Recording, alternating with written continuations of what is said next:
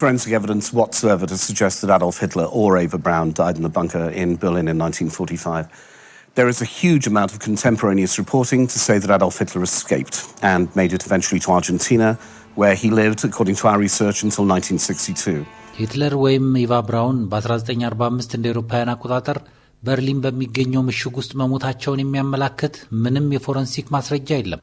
ይልቅ ሂትለር በወቅቱ ስለማምለጡ የሚያመለክቱ በርካታ የዜና ዘገባዎች አሉ። እንደ ምርምር ውጤታችን ከዚያ ወደ አርጀንቲና አምርቶ እስከ 1962 እንደ አውሮፓውያን አቆጣጠር በዚያ ኖሯል። ይህን ያሉት ግሬ ወልፍ ዘ ኤስኬፕ ኦፍ አዶልፍ ሂትለር የተባለው አከራካሪ ታሪካዊ መጽሐፍ አንደኛው ጸሐፊ የሆኑት ጌራርድ ዊሊያምስ ናቸው። መጽሐፉ የዓይን ምስክሮችን ምስጢርነታቸው ያበቃ የደህንነት ዶሴዎችንና ናዚዎች ወደ ደቡብ አሜሪካ አምርተዋል የሚለውን መላምት በመመርመር የተጻፈ ነው ይላሉ።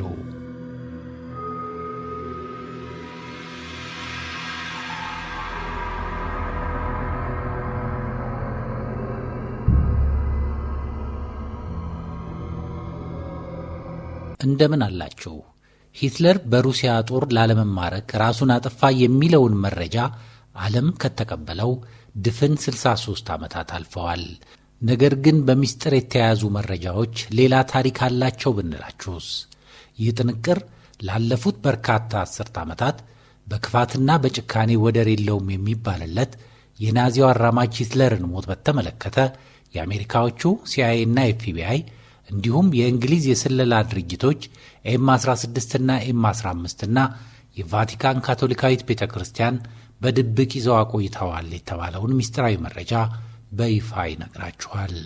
ዓለም የሚያውቀውን የሂትለርንና የፍቅረኛውን እስትንፋስ መጨረሻና ትክክለኛ የተባለውን መረጃ በዝርዝር እነግራችኋለን።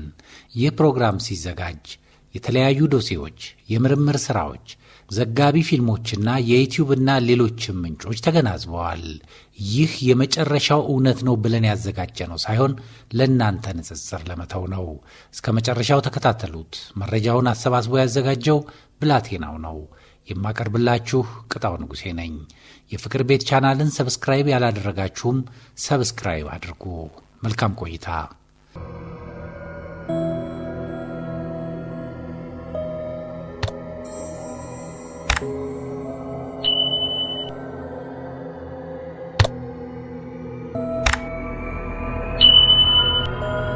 ጊዜው ከዛሬ 81 ዓመት በፊት ኤፕሪል 29 እና ኤፕሪል 30 ቀን 1945 እንደ አውሮፓውያን አቆጣጠር ነው። ዓለምን በሙሉ አስገብራለሁ ብሎ የተነሳው የናዚ ርዕዮተ አራማጅ የሆነው አዶልፍ ሂትለር የሺህ ዓመት ሶስተኛው ራይክ ወይንም ከ1933 እስከ 1945 እንደ አውሮፓውያን አቆጣጠር የቆየውና ለ1000 ዓመታት የመግዛት ህልሙ ያለ ጊዜው እንዲንኮታኮት ያደረገው ወታደራዊ ሽንፈት ደጃፍ ላይ ደርሷል። አዶልፍ ሂትለር በበርሊን በምድር ውስጥ ወደ ታች 4 ፎቅ ዝቅ ብሎ በሚገኘው የምድር ውስጥ ምሽግ ፍሩር ባንከር ውስጥ ያሳለፋቸው የመጨረሻዎቹ ሰዓታት በጭንቀት በእጅጉ የሚተማመንባቸው ጓዶቹ ክህደት እንዲሁም በሽንፈትና በጠላት እጅ ከመማረክ በክብር ራሱን ለማጥፋት በመዘጋጀት የተሞሉ ነበሩ።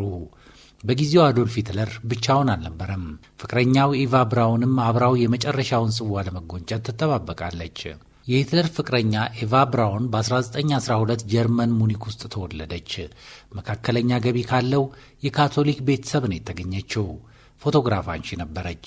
ገና የ17 ዓመት ኮረዳ ያለች ነበር ያገኘችው።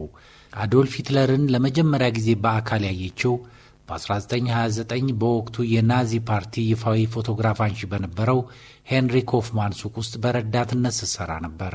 በወቅቱ አዶልፍ ሂትለር የ40 ዓመት ጎልማሳ ነበር። ኢቫ ብራውንን በጣም አፈቀራት።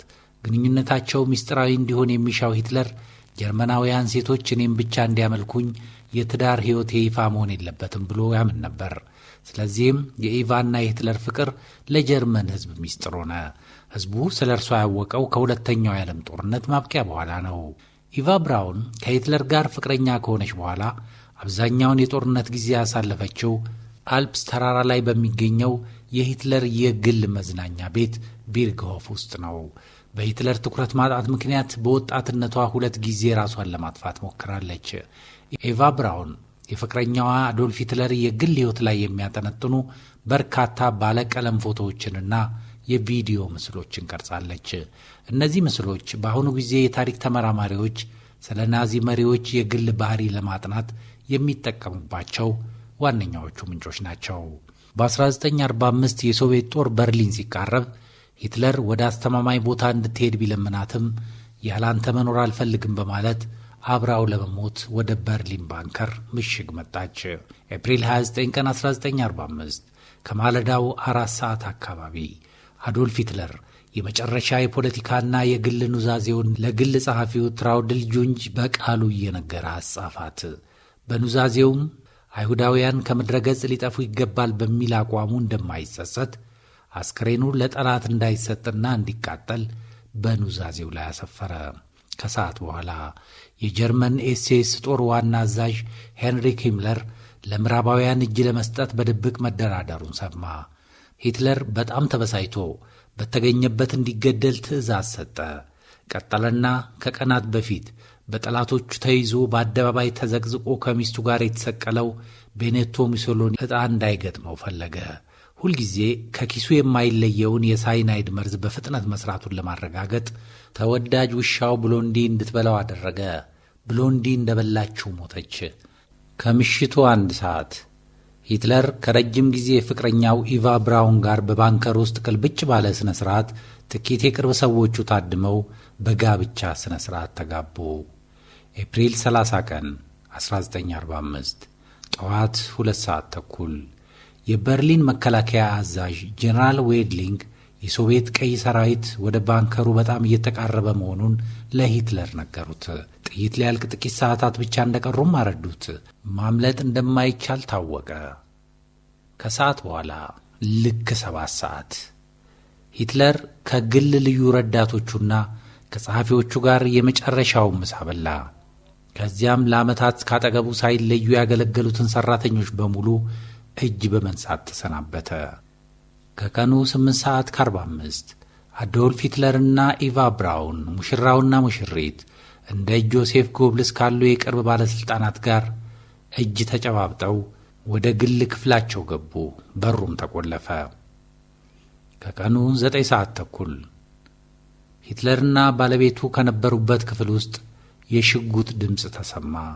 ጥቂት ደቂቃዎች ተጠብቆ የሂትለር የግል ረዳት ሄንዝሊንጌና ማርቲን ቦርማን ክፍሉን ከፈቱ። አዶልፍ ሂትለር ጭንቅላቱን በሽጉጥ መትቶ ሶፋው ላይ ወድቆ ተገኘ። በሳይናይድ መርዝም ተጠቅሞ ሊሆን ይችላል። ፍቅረኛውና ባለቤቱ ኢቫ ብራውን ምንም የደም ምልክት ሳይታይባት ሳይናይድ በመውሰድ ሶፋው ላይ ሕይወቷ አልፎ ተገኘ። ከቀኑ 10 ሰዓት ሄንዝሊንግና ረዳቶቹ የአዶልፍ ሂትለርንና የባለቤቱን አስክሬን በብርድ ልብስ ጠቅልለው በባንከሩ የአደጋ ጊዜ በር በኩል ወደ ውጭ ወደ ሪቻንስለሪ አትክልት ስፍራ አወጡት። በወቅቱ አካባቢው በሶቪየት መድፎች እየተደበደበ ነበር። አስክሬኖቹ ላይ ነዳጅ በማፍሰስ በእሳት አቃጠሏቸው። ይህ ዓለም የሚያውቀው የተቀበለውም እውነት ነው። እውነቱ ወይንም እውነት እንደሆነ አንዳንድ ማስረጃዎች የሚያመለክቱት ግን ከ2 ቀናት በፊት እጅግ ጥብቅና ምስጢራዊ በሆነ መንገድ ኤፕሪል 27 ቀን 1945 አዶልፍ ሂትለር ፍቅረኛው ኢቫ ብራውንና በጥንቃቄ ከተመረጡ የሥጋ ዘመዶቿ ጋር በመሆን ከምድር በታች የሚገኘው የፍሮር ባንከር ጋር ከሚገናኝ ምስጢራዊ መተላለፋ ቱቦ በኩል አመለጡ።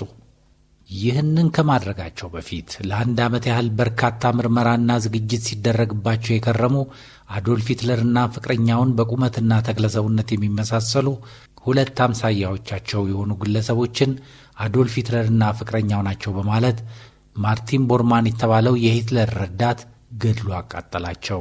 ከዚያም ሂትለርና ሚስቱ እንደሆኑ የሚገልጽ መረጃ እንዲናፈስ በማድረግ ዓለምን አጭበረበሩ ይላሉ አንዳንዶች። በዚህ መልክ ከሞትና ከምርኮ ያመለጡት አዶልፍ ሂትለርና ሚስቱ ኢቫ ሂትለር በምድር ለምድር በተዘረጋው ምስጢራዊ መተላለፊያ ተጉዘው ወጡ።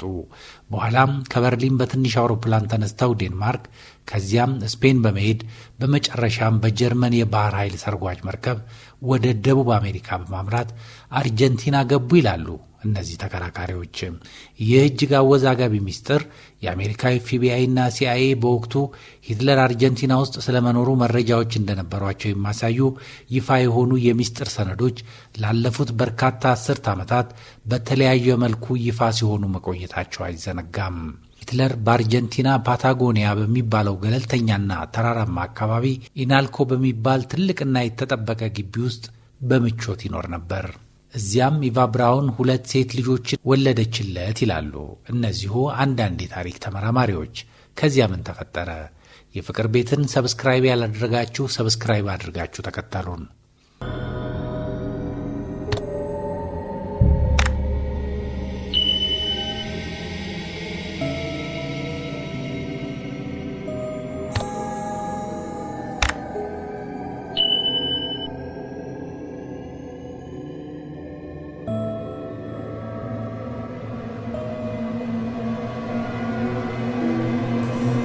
በአርጀንቲና በ1955 የተካሄደውን መፈንቅለ መንግሥት ተከትሎ አዶልፍ ሂትለር ይኖርበት ከነበረው ትልቅ ቤት ወጥቶ ላ ክላራ ወደሚባል ትንሽ ቤት እንዲዛወር ተደረገ።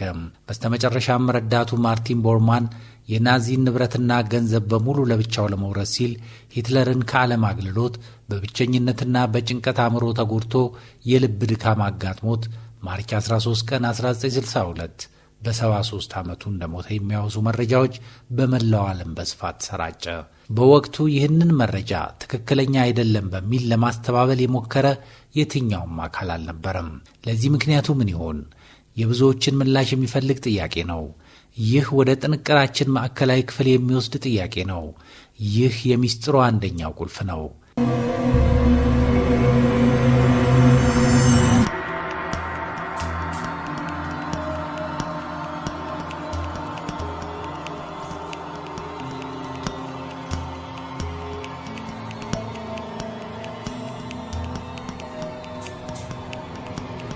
ሂትለር በ1945 አልሞተም።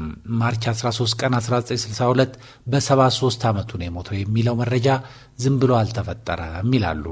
ይልቁንም በወቅቱ ለነበሩት እውነተኛ ክስተቶች እውነተኛው የናዚዎች ማምለጫ ራት ላይንስ እንደ አዶልፍ አይክማንና ጆሴፍ መንገሌ ያሉ በመቶዎች የሚቆጠሩ ጨካኝ የናዚ መኮንኖች በካቶሊክ ቤተ ክርስቲያን አንዳንድ አባቶችና በሐሰተኛ ፓስፖርት እርዳታ ወደ አርጀንቲናና ብራዚል ማምረጣቸው የታሪክ እውነታ ነው።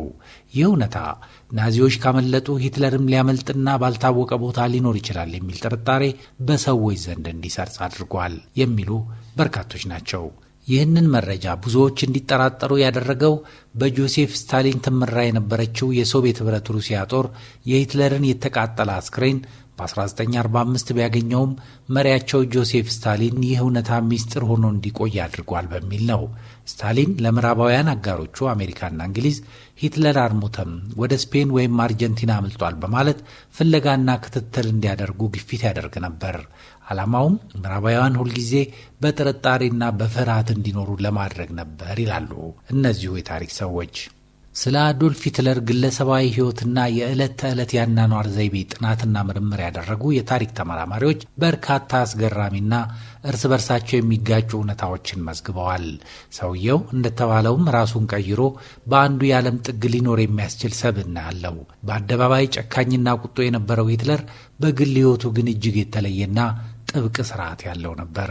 አዶልፍ ሂትለር በሕይወቱ የመጨረሻ ዓመታት ላይ ሙሉ በሙሉ ሥጋ መብላት አቁሞ የአትክልት ተመጋቢ ሆኖ ነበር። ይህን ያደረገው ለእንስሳት ካለው አዘኔታ አልነበረም። ይልቅ ለሆድ ቁርጠትና ለተለያዩ የጤና እክሎች ይረዳኛል በሚል እምነት እንደሆነ ይነገራል። አልኮል በጭራሽ አይጠጣም ነበር። ሲጋራ ማጨስንም አጥብቆ ይቃወማል። በቢሮውና በዙሪያው ማንም እንዲያጨስ አይፈቅድም። ኬክ፣ ቸኮላትና የተለያዩ ጣፋጭ ምግቦችን በከፍተኛ ሁኔታ ይወድ ነበር። ሂትለር የቀን ሰው አልነበረም። አብዛኛውን ጊዜ እስከ ሌሊቱ 10 ወይም 11 ሰዓት ድረስ ሳይተኛ በመቆየት ፊልም ያይ ወይም ውይይት ያደርግ ነበር። ጠዋት ረፍዶ ከጠዋቱ 4 እስከ 5 ሰዓት ነበር የሚነሳው። በየቀኑ ማታ ማታ የግል ፊልም ማሳያ ክፍል ውስጥ ፊልሞችን ይመለከት ነበር። በተለይ የጀርመን የፍቅር ፊልሞችን፣ የታሪክ ዘጋቢ ፊልሞችንና የሆሊውድ የካርቱን ፊልሞችን ለምሳሌ ሚኪ ማውስ ይወድ ነበር። ሂትለር ስለ ጤንነቱ ከመጠን በላይ ይጨነቅ ነበር። ካንሰር ይዘኛል ወይንም በበሽታ ሞታለሁ ብሎ በከፍተኛ ሁኔታ ይፈራ ነበር። አዶልፍ ሂትለር ተቃዋሚዎቹ በምግብ መርዘው እንዳይገድሉት ስለሚፈራ እሱ ከመብላቱ በፊት ምግቡን ቀምሰው ምንም አለመሆኑን የሚያረጋግጡ ምግብ ቀማሾች የሴቶች ቡድን ነበረው። የግል ሐኪሙ ቴዎዶር ሞሬል በየቀኑ የተለያዩ መርፌዎችን፣ የቫይታሚን፣ የሆርሞንና የተለያዩ አነቃቂ እጾችን ይወጋው ነበር። ይህ ሁኔታ በሕይወቱ ማብቂያ ላይ የነርቭ መረበሽና የፓርኪንሰን በሽታ የእጅ መንቀጥቀጥ እንዲያጋጥመው አድርጓል። አዶልፍ ሂትለር ሰዎችን ከማመን ይልቅ ውሾችን ማቅረብ ይመርጥ ነበር። በተለይ ብሎንድ የምትባለውን የጀርመን ሼፐርድ ዝርያ የሆነች ውሻ በጣም ይወዳት ነበር። በባንከሩ ውስጥ ራሱን ከማጥፋቱ በፊት መርዙ መስራቱን የሞከረው እሷ ላይ ነበር። አዶልፍ ሂትለር በጣም ጥቂት የቅርብ ጓደኞች ነበሩት። በአደባባይ በሚሊዮን ሕዝብ ፊት ንግግር ቢያደርግም በግል ሕይወቱ ግን ሚስጥሩን ለማንም የማያካፍልና የተገለለ ሰው ነበር ሲሉ ጽፈዋል። ጄራርድ ዊሊያምስ እና ሳይመን ደንስታን የተባሉ ግሬይ ወልፍ ዘ ኤስኬፕ ኦፍ አዶልፍ ሂትለር የተሰኘ መጽሐፍ የጻፉት ጸሐፍት መላምታቸውን ለማጠናከር ከሚጠቅሷቸው ነጥቦች መካከል በሩሲያ ሞስኮ ተቀምጦ የነበረውና የሂትለር ነው ተብሎ ይታመን የነበረው የራስ ቅል አካል በ2009 በዲኤንኤ ሲመረመር ዕድሜዋ ከ40 ዓመት በታች የሆነች ሴት እንጂ የሂትለር እንዳልሆነ ተረጋግጧል በሚል ነው። ይህንን እንደ ትልቅ ማስረጃ ይጠቅሳሉ። ይህንን ትንታኔያቸውን የያዘው መጽሐፍ ገበያ ላይ ከዋለ ከ30 ዓመታት በኋላ ነበረ። በ2017 በፈረንሳዊ ፕሮፌሰርና የፓቶሎጂ ባለሙያ ፊሊፕ ሻርሌው የተመራ የሳይንቲስቶች ቡድን በሩሲያ የደህንነት መስሪያ ቤት ኤፍኤስቢ እና በሀገሪቱ የመንግስት መዝገብ ቤት ተቆልፎበት የነበረውን የሂትለርን የጥርስ ቅሪት ለመጀመሪያ ጊዜ እንዲመረመር ተፈቀደለት። ምርመራው በሳይንሳዊ ዩሮፓን ጆርናል ኦፍ ኢንተርናል ሜዲሲን መጽሔት ላይ በግልጽ የወጣ ሲሆን እነዚህን ነጥቦች አረጋግጧል። ሂትለር በጣም መጥፎ የጥርስ ጤንነት የነበረው ሲሆን በአፉ ውስጥ የቀሩት 4 ተፈጥሯዊ ጥርሶች ብቻ ነበሩ። የቀሩት ጥርሶቹ በሙሉ ከወርቅና ከፕላቲኒየም የተሰሩ ሰው ሰራሽ ድልድዮች ሜታል ብሪጅስ ነበሩ። ይህ መዋቅር በሁለተኛው የዓለም ጦርነት ወቅት የሂትለር የግል የጥርስ ሐኪም ከነበሩት ዶክተር ሁጎ ብላሽካ የሕክምና ሰነዶችና ኤክስሬይ ጋር 100% ተመሳሳይ ሆኖ ተገኝቷል። ሳይንቲስቶቹ የጥርስ ሳሙናና የድንጋይ ክምችቶችን ዴንታል ካልኩለስ በኤሌክትሮን ማይክሮስኮፕ፣ ስካኒንግ ኤሌክትሮን ማይክሮስኮፕ ሲመረምሩ የእጽዋት ቅንጣቶች እንጂ ምንም አይነት የሥጋ ፋይበር አላገኙም። ይህ ሂትለር የባህል አትክልት ተጠቃሚ ቬጂተሪያን እንደነበር ታሪካዊ እውነታ የሚያረጋግጥ ነው። የሳናይድ መርዝ ምልክት በጥርስ ድልድዮችና በኢናሜል ላይ ሰማያዊ ቀለም ያላቸው ኬሚካላዊ ክምችቶች ተገኝተዋል። ይህ ቀለም የተፈጠረው ሂትለር የሳይናይድ መርዝ በአፉ ነክሶ በዋጠበት ቅጽበት መርዙ ከብረት ድልድዩ ጋር ባደረገው የኬሚካል ንክኪ ምክንያት እንደሆነ ተገልጿል። ሳይንቲስቶቹ የራስ ቅል ስባሪውንም መርምረዋል። በራስ ቅሉ ግራ በኩል በጥይት መመታት የመነጨ ስብራት የተቃጠለ ምልክት ነበረው። ይህም መርዙን እንደዋጠ ወዲያውኑ ራሱን በሽጉጥ መምታቱን ያሳያል ሲሉ ግሬይ ወልፍ ዘ ኤስኬፕ ኦፍ አዶልፍ ሂትለር የተሰኘውን መጽሐፍ ጸሐፊዎቹን መላምት ውድቅ አድርገውታል።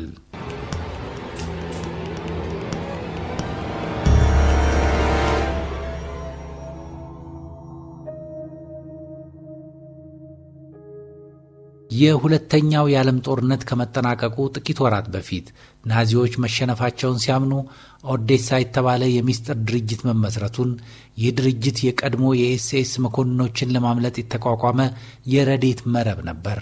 ናዚዎች ከአውሮፓ ለመሸሽ ከመዘጋጀታቸው በፊት ከየአገሩ የዘረፉትን ወርቅ፣ አልማዝና የውጭ ገንዘብ በስዊዘርላንድና በሌሎች ገለልተኛ አገራት ባንኮች በሐሰት ስም አስቀምጠዋል። እናስ ሂትለር በ1945 ወይስ በ1962 ሞተ? ታሪኩን እንቀጥል።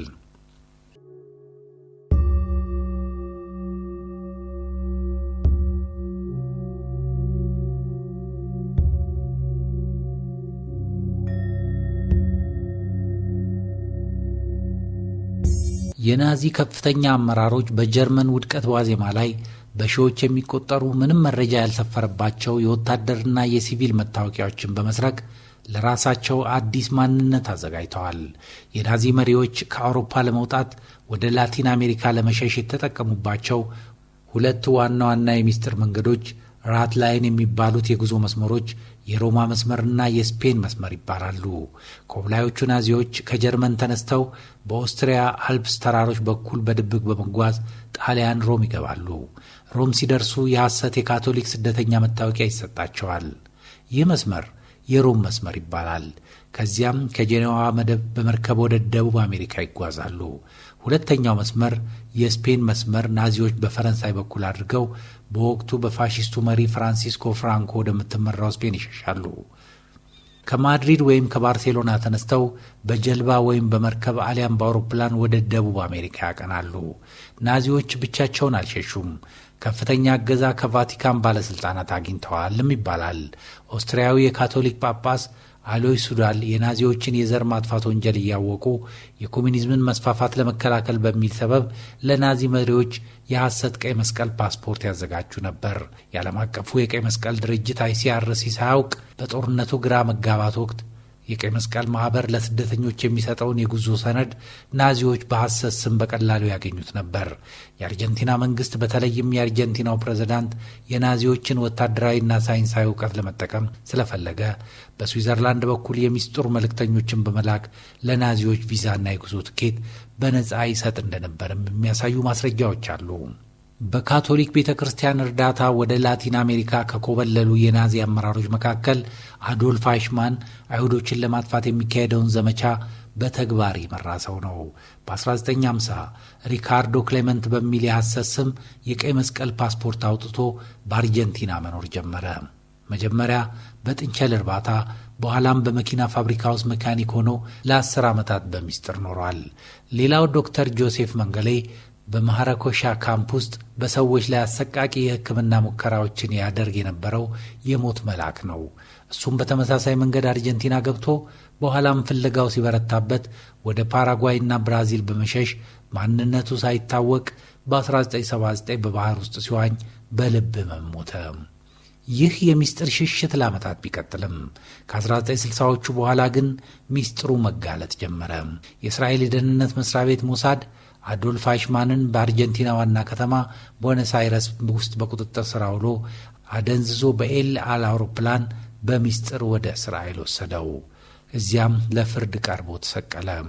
እንደ ሲሞን ዊዘንታን ያሉ ግለሰቦች ሕይወታቸውን ሙሉ በዓለም ዙሪያ የተደበቁ ናዚዎችን በማደን ፋይላቸውን ለፖሊስ በመስጠትና ለፍርድ እንዲቀርቡ በማድረግ የሚስጥር መለቡን ሙሉ በሙሉ በጣጥሰውታል። ይህ የታሪክ ምዕራፍ የሰው ልጅ በፈጸመው ግፍ ተጠያቂነትን ለማምለጥ ምን ያህል ርቀት ሊሄድ እንደሚችልና ዓለም አቀፍ ተቋማት ሳይቀሩ እንዴት ለክፉ ዓላማ ሊተባበሩ እንደሚችሉ ትልቅ ማሳያ ነው።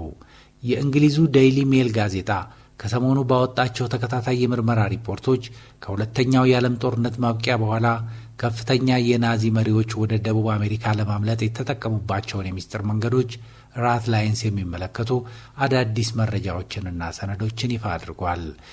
እነዚህን አዳዲስ መረጃዎች በተመለከተ የአርጀንቲና መንግሥት በቅርቡ ይፋ ያደረጋቸውን የሚስጥራዊ ደህንነት መዛግብት በመጥቀስ በወቅቱ የነበረው የሁዋን ፔሮን መንግሥት የናዚ መሪዎችን በምን ያህል ከፍተኛ ጥንቃቄና ስልታዊ በሆነ መንገድ እየተቀበለ ሲያስተናግድ እንደነበር ያትታል። ናዚዎቹ አርጀንቲና ከገቡ በኋላ የሀገሪቱን ወታደራዊና የቴክኖሎጂ አቅም ለማሳደግ በሚስጥር ይረዱ እንደነበረ ታውቋል። ጋዜጣው የአሜሪካው ማዕከላዊ ስለላ ድርጅት CIA በቅርቡ ይፋ ያደረጋቸውን ሰነዶች መሰረት በማድረግ የአሜሪካና የእንግሊዝ የስለላ ድርጅቶች በርካታ የናዚ መሪዎች የት እንደተደበቁ በተለይም በአርጀንቲና፣ ቺሊና ፓራጓይ አስቀድመው ያውቁ እንደነበረም ይፋ አድርጓል። ነገር ግን በወቅቱ ከሶቪየት ኅብረት ጋር የነበረው የቀዝቃዛው ጦርነት ስላሳሰባቸው ኮሚኒዝምን ለመዋጋት ሲሉ መረጃዎቹን ደብቀውት እንደቆዩ ዘገባ ያመለክታል። ዴይሊ ሜል በሪፖርቱ ሂትለር በበርሊን ምሽግ ውስጥ አልሞተም፣ ይልቁንም በባህር ሰርጓጅ መርከብ ዩቦት አምልጦ በአርጀንቲና ማክተሚያ በሚገኝ ገለልተኛ እርሻ ውስጥ እስከ 1960ዎቹ ድረስ በሚስጥር ኖሯል የሚሉትን ታሪካዊ ክርክሮች በድጋሚ አንስተዋል። ምንም እንኳን አብዛኛዎቹ ታሪክ ጸሐፊዎች ሂትለር ራሱን ማጥፋቱን ቢያረጋግጡም ጋዜጣው ግን በወቅቱ የነበሩ የደህንነት መስሪያ ቤቶች ሂትለርን በደቡብ አሜሪካ ስላዩት ሰዎች ያቀረቡትን የሚስጥር ሪፖርቶች በዝርዝር አስነብበዋል። በቅርቡ በአርጀንቲና ሰሜናዊ ክፍል በሚገኝ ጥቅጥቅ ያለ ጫካ ውስጥ የተገኙትንና ለናዚ መሪዎች መደበቂያ ተብለው ተለይተው የተገነቡትን የድንጋይ ሕንፃዎች ፍርስራሽ የሚመለከቱ ምስሎችንና አዳዲስ ግኝቶችን ጋዜጣው በስፋት አጋርቷል። እነዚህ መደበቂያዎች ናዚዎች ሽሽቱ ባይሳካላቸው ኖሮ ለመጨረሻ ጊዜ ለመደበቅ ያዘጋጇቸው ነበሩ።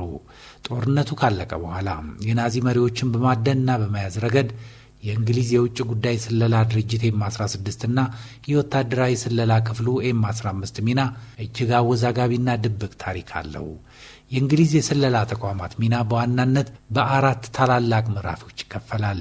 ጦርነቱ እንዳበቃ የእንግሊዝ መንግስት ሂትለር በእርግጥ መሞቱን ወይም አለመሞቱን ለማረጋገጥ ከፍተኛ ፍለጋ አድርጓል። ሂው ትሬቨር ሮፐር የተባለው የእንግሊዝ የኤም-16 የስለላ መኮንንና የታሪክ ምሁር ሂትለር ራሱን ስለማጥፋቱ ማስረጃዎችን እንዲያሰባስብ ተመደበ። እሱም በበርሊን ምሽግ ውስጥ በነበሩ ምስክሮች ቃል መሰረት ሂትለር በሚያዝያ 1945 ራሱን ማጥፋቱን የሚያረጋግጥ ይፋዊ ሪፖርት አቀረበ። ይህ ሪፖርት ሂትለር ወደ ደቡብ አሜሪካ አምልጧል የሚሉትን ወሬዎች ለማስተባበል እንግሊዝ የተጠቀመችበት ዋና ሰነድ ነበር ይላሉ ሂትለር በወቅቱ አልሞተም የሚሉት ወገኖች። ከ1945 በኋላ ከአሜሪካው ሲአይኤ ጋር በተመሳሳይ የእንግሊዝ ስለላ ተቋማትም ከቀድሞ የናዚ ባለስልጣናት ጋር በሚስጥር መስራት ጀመሩ። እንግሊዝ አዲሱን ጠላቷን ሶቪየት ኅብረትን ለመሰለል የናዚ መሪዎች የነበራቸውን የስለላ መረብና መረጃ መጠቀም ፈለገች ሲሉም ይከራከራሉ። ኤም-16 እንደ ሬይንሃልድ ጌለን ያሉ ከፍተኛ የናዚ የስለላ መኮንኖችንና በእነሱ ስር የነበሩትን ወኪሎች ወደ ምዕራብ አውሮፓ የስለላ መረብ ውስጥ በሚስጥር ቀጥሮ አሰማርቷልም ሲሉ ይከራከራሉ። እነዚህ ናዚዎች የጦር ወንጀለኝነታቸው እየታወቀ ከእንግሊዝና አሜሪካ ጥበቃ ይደረግላቸው ነበር። የእንግሊዝ የስለላ ድርጅት በርካታ የናዚ መሪዎች በጣሊያንና በኦስትሪያ በኩል ወደ ደቡብ አሜሪካ ሲያመልጡ መረጃው ነበረው። ነገር ግን እርምጃ ከመውሰድ ተቆጥቧል። በአርጀንቲናና በቺሊ ውስጥ የሚገኙ የናዚ መሪዎች በደቡብ አሜሪካ የኮሙኒዝምን መስፋፋት ይከላከላሉ የሚል እምነት ስለነበርና ኤም-16 የሽሽት መስመሮችን ለማፍረስ ፍላጎት ስላልነበረው ነው ተብሏል። የእንግሊዝ መንግስትም የካቶሊክ ቤተ ክርስቲያን መሪዎች የናዚዎችን ሽሽት የሚረዱትን ጳጳሳት በመጫን ከሮም ጋር ያለውን ዲፕሎማሲያዊ ግንኙነት ማበላሸት አልፈለገም የሚለው ሌላኛው መላምት ነው። በቅርብ ጊዜ ዲክላሲፋይድ የተደረጉ ሚስጥርነታቸው ያበቃ ወይም ገሃድ የሆኑ የሚስጥር ሰነዶች እንደሚያሳዩት ኤም-16 እንደ ሲሞን ዊዘንታል ያሉ የናዚ አዳኞችን እንቅስቃሴ ይከታተል ነበር። የናዚ አዳኞች በደቡብ አሜሪካ የተደበቁትን የጦር ወንጀለኞች ለማጋለጥ በሚሞክሩበት ወቅት የእንግሊዝና የአሜሪካ ስለላ ተቋማት የያዟቸው የቀድሞ ናዚዎች አሁን ለነሱ የሚሰልሉትን ማንነት እንዳያጋልጡባቸው ስጋት ስለነበራቸው መረጃዎችን ይደብቁ ወይንም ፍለጋውን ያዘገዩ ነበር። በአጠቃላይ የእንግሊዝ የስለላ ተቋም ሚና በመጀመሪያ የሂትለርን ሞት በማረጋገጥ የናዚን የስነ ልቦና መስበር ሲሆን፣ በኋላ ግን ለራሱ የፖለቲካ ጥቅም ሲል የናዚ መሪዎችን ሽሽት ሆን ብሎ አይቶ እንዳላየ ማለፍና አንዳንዶቹን በጥቅም መያዝ ነበር። ነገሩ ግን እውነት ነው ወይ? ከዚሁ ጋር በተያያዘ ኤርኔስቶ አውጉስት ፖል ሃውፔማን ነው የአዶልፍ ሂትለር ምስጢራዊ ስም። በቀጣይ እናየው ዘንድ ቀጠሮ ይዘን እንለያይ። እዚህ ውስጥ ያሉትን ታሪኮች እውነት ነው ሂትለር በወቅቱ በ1945 ሞቷል ወይንም ደግሞ በ1945 ከዛ ከባንከሩ ወጥቶ በመሸሽ ወደ አርጀንቲና ሄዶ በ1962 እንደ አውሮፓውያን አቆጣጠር ሞቷል። እንግዲህ ይሄንን የተለያዩ ታሪኮችን በመመርመር በቀጣይ ይዘንላችሁ የምንቀርብ ይሆናል። እስከዚያው የፍቅር ቤት ዩቲዩብ ቻናላችንን ሰብስክራይብ ያላደረጋችሁ አድርጋችሁ ቆዩን። መልካም ጊዜ።